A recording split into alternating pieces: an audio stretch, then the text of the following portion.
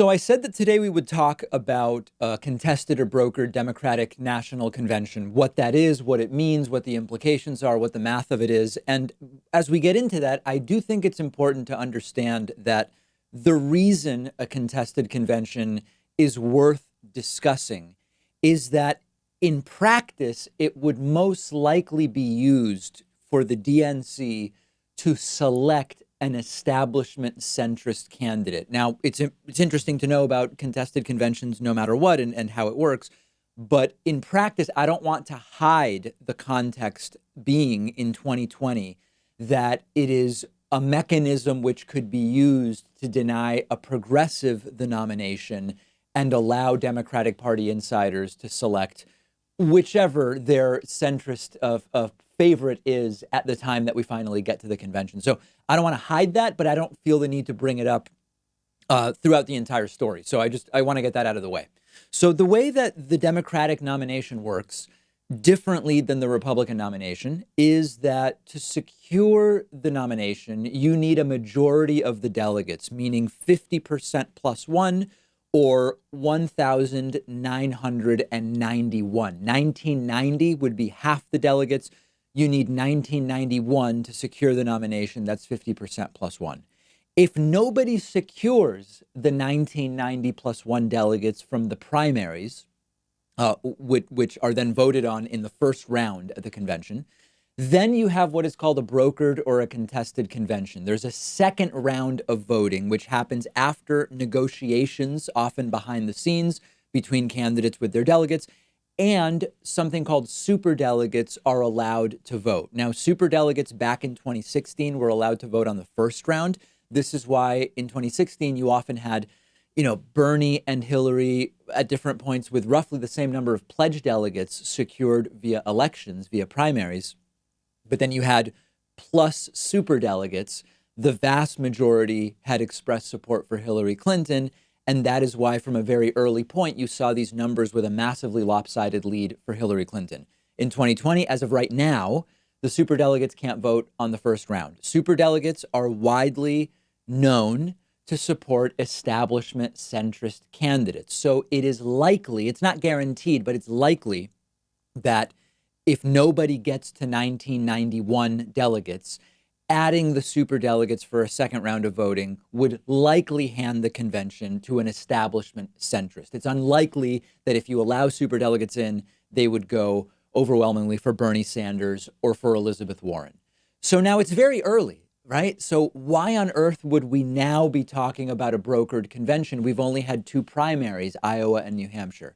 That's very true. But the primaries so far, combined with the polling, start to point us towards a contested or brokered convention. Again, unless something radically changes. So this is about odds. There's no way to say right now we will or we won't have a brokered convention. There's not even a way to say that we could be 80 or even 90% certain one way or the other. But with every passing day, the polling is split among so many candidates. With every primary where 3, 4, or 5 candidates get some delegates, with the addition of likely delegates for Tom Steyer in South Carolina and Michael Bloomberg in some of the Super Tuesday states, the odds of a brokered convention continue to go up. And the really important element to understand to all of this from a strategic perspective is that this is asymmetrical. If the goal is to prevent a specific candidate from securing the nomination, then you have an asymmetrical situation where Bernie needs to win on the first round, but anybody who doesn't want Bernie merely needs to deny Bernie 1,991 delegates. I've used the football analogy before. If you're winning by 7 points, the offense needs a touchdown. You only need to prevent a touchdown. You can get them all the way down the field. You can allow a field goal. You can do all, as long as you prevent the touchdown, you win. And thus you have an asymmetrical situation. It's very similar with Bernie Sanders. Bernie must get 50% plus one of the delegates to get the nomination because on a second round, he is very unlikely to do it.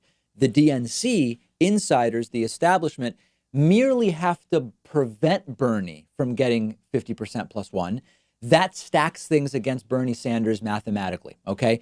Case in point, Look at the 538.com estimates right now. As of right now, 538 estimates that Bernie Sanders has a 52% chance of winning the most delegates before the convention, a plurality of delegates, more delegates than any other single candidate, but only a 36% chance of winning more than half. This would deny Bernie the nomination while Bernie would still have a plurality of the delegates. So now let's look at the math of this kind of at the big picture level. We will use our pool of 3,980 pledged delegates, 3,980. Remember, you need half of that plus one. That's 1,990 plus one.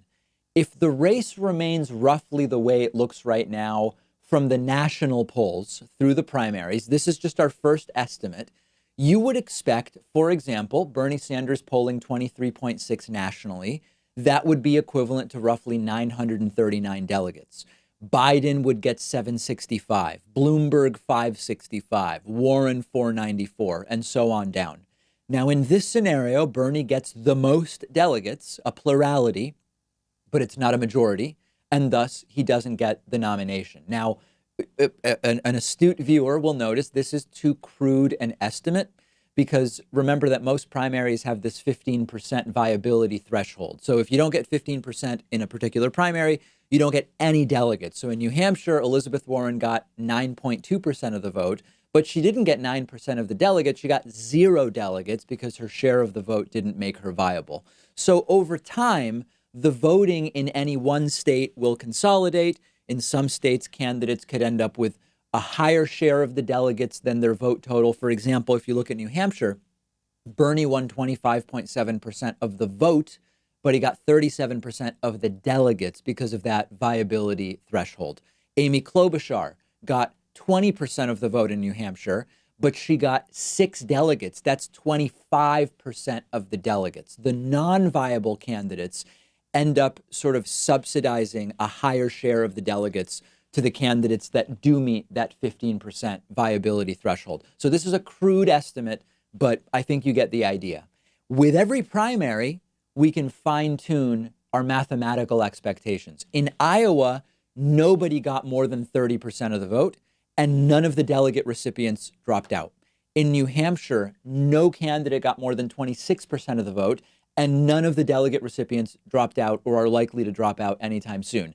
And remember that this is self-reinforcing. The more it looks like nobody will get to 50% of the delegates, the more other candidates are incentivized to stay in to see what can they bargain for when we get to the convention. That possibility becomes more appealing to other candidates when it doesn't seem like anyone's going to get 50% plus one. This could actually get significantly more split than it is now, making a brokered convention even more likely. Because remember, Tom Steyer's polling like 18 in a new poll in South Carolina. He's likely to be another delegate recipient. That would again split the vote, the delegates further. Michael Bloomberg, despite the racist audio that our friend Ben Dixon released, is polling in the mid to high teens in Florida and Texas, which would be another candidate getting delegates. So this is the math of how a brokered convention, even at this early stage, seems to be developing. And it is asymmetrical warfare in that if you deny Bernie the nomination, then it's wide open for the establishment to pick whoever they want in the second round of voting at the convention. So we'll, of course, be following it. We'll update the math with each passing primary, but this is conceptually why it's already something that's being discussed.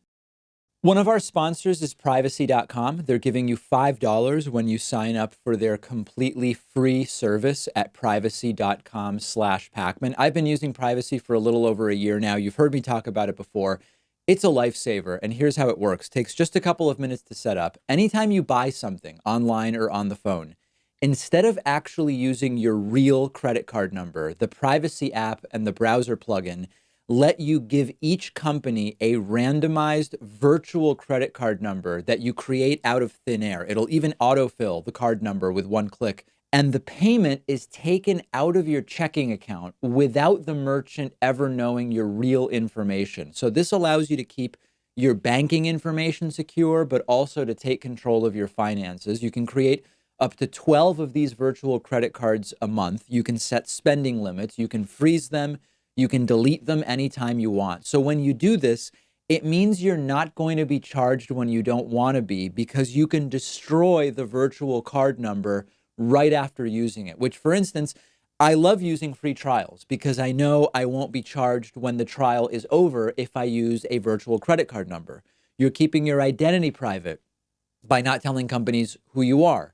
You're keeping your bank or credit card info protected against data breaches and identity theft, and it's free. There's no catch whatsoever. But if you want, Privacy also offers a $10 a month plan that gives you 1% cash back and lets you create 36 credit cards a month, and a $25 a month plan tailored more for small businesses where you can create 60 card numbers a month and much more. But definitely go ahead and at least get started with the free plan. You'll protect your financial info. Companies can't charge you unexpectedly. And like I said, you'll get $5 to spend when you sign up at privacy.com/Pakman.